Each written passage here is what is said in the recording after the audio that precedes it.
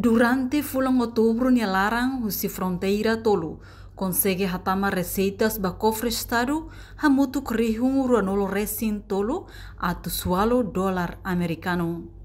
Chefe Departamento Trânsito Segurança Rodoviário Nacional, Superintendente Assistente Luiz Costa ba jornalista Sira Ianeknar Fatin, Comando Geral Kaikoli dele terça-feira, lorong ruanolo resin nem Fulan novembro tinangne. Reseitas nebe mai husi fronteira terrestre Tolu. Osang nebe Hatama ba cofre estado hamutu krihung ruanolo resin Tolu atu sualo dólar americano. Receita inflação é nomos e receitas fronteiras né. Receita fronteiras né e a Fulan outubro né husi ponto entrar fronteiras Tolu né e tá consegue Hatama taxa para caixa estado né hamutu 23.801 dólar americano, né? Os Fulan outubro. Agora, husi janeiro mais to iha outubro, né? Fronteiras Tolu, né? E tá consegue Hatama receitas taxa estado, né? Hamutu 161.510 dólar americano. Ora, husi receitas nomos husi taxas, né? Receitas inflação nomos taxas vai caixa estado, né?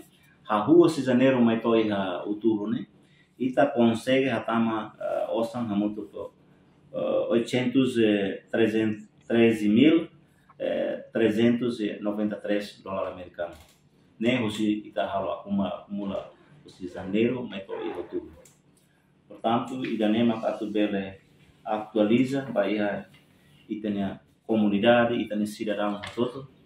E aproveitamos a avisa vai a comunidade nebe maka conduz transporte público atau na fatin cumpre regras nebe maka Polícia Nacional Timor Leste impõe dori implementa lilio ligado vai a lei número 6/2003.